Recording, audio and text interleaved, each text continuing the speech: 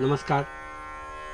चंद्र राशीप्रमाणे मीन राशींच्या व्यक्तींना जून 2024 या महिन्यासाठी मी आता मार्गदर्शन करणार आहे. मीन राशींच्या व्यक्तींना मी असं सांगू इच्छितो की या महिन्यामध्ये आपल्या प्रकृतीवर आपण शिरोभागावर म्हणजे गळ्याच्या मस्तकाच्या वरच्या भागावर आपण काळजी घ्यायची आहे. डोळ्यामध्ये काही फॉरेन पार्ट जाऊन डोळ्यामध्ये काही त्रास होणे,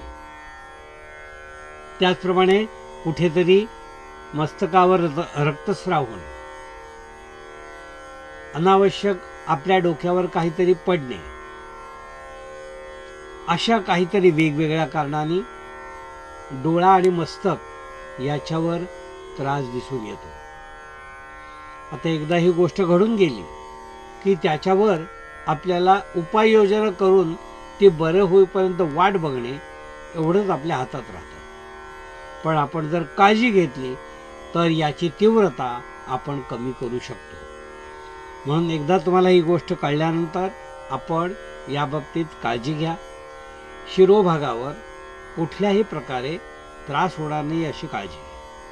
जे टू व्हीलर ड्रायव्हिंग करतात त्यांनी हेल्मेट घातल्याशिवाय किंवा डोळ्यावर चष्मा किंवा गॉगल लावल्याशिवाय अजिबात ड्रायव्हिंग करू नये किंवा संकटाला आमंत्रण यापासून मिळू शकतं. म्हणून ही विशेष काळजी मीन राशींच्या व्यक्तींनी या महिन्यात घ्यायची आहे. यात कुठल्याही प्रकारे टाळाटाळ करू नये किंवा असं काही करू नये, कारण एखादी गोष्ट घडून गेल्यानंतर मग आपल्या हातात काहीच उरत नाही.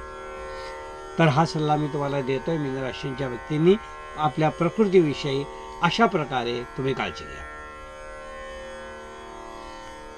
उद्योग करणाऱ्या, लघु उद्योग करणाऱ्या किंवा मोठमोठे उद्योग करणाऱ्या ज्या व्यक्ती आहेत त्यांनी पैशाची मदत जोपर्यंत ठोस मिळत नाही किंवा त्याविषयी कोणाकडून शब्द मिळत नाही, बँक किंवा अन्य संस्थांकडून लोनचा शब्द जोपर्यंत मिळत नाही तोपर्यंत आपला पसारा वाढवू नका.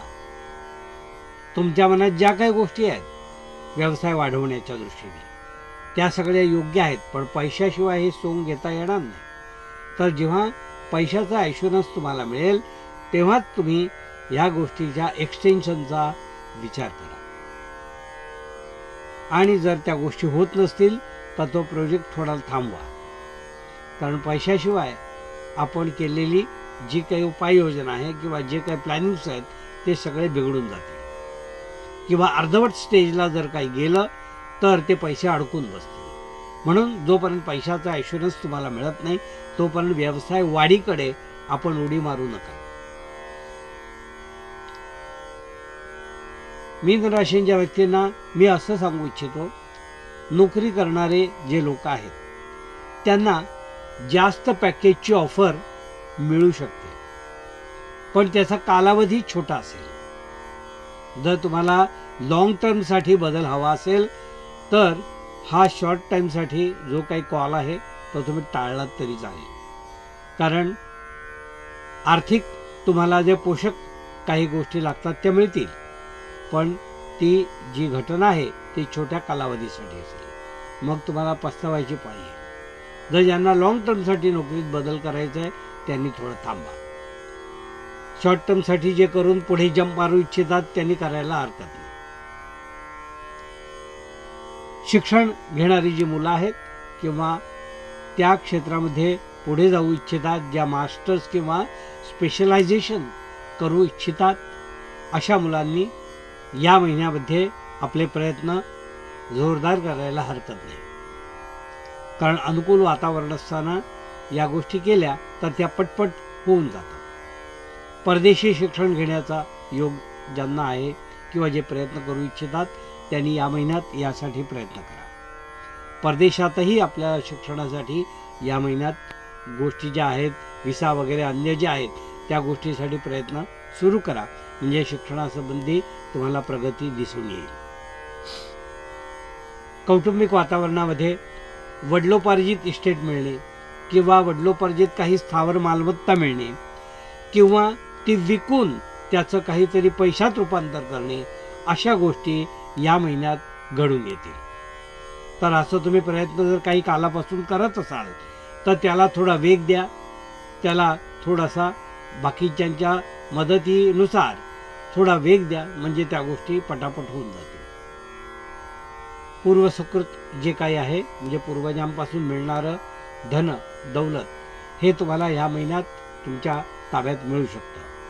म्हणून त्यासाठी जर प्रयत्न केलेत तर तुमचा हिस्सा तुम्हाला मिळेल. ज्यावर बाकीच्यांचा सहभाग आहे ते त्यांना देऊन तुम्ही मोकळे व्हा.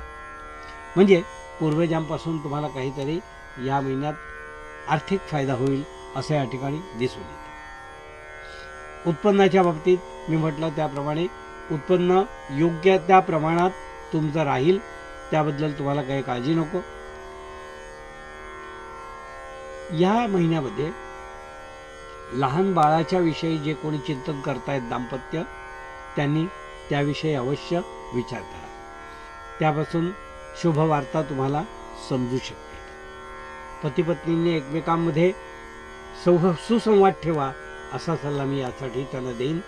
आणि मानसिक आनंदामध्ये तुम्ही आपला वेळ खर्च करा, व्यतीत करा, म्हणजे तुम्हाला हे सगळं आपोआप साध्य होईल.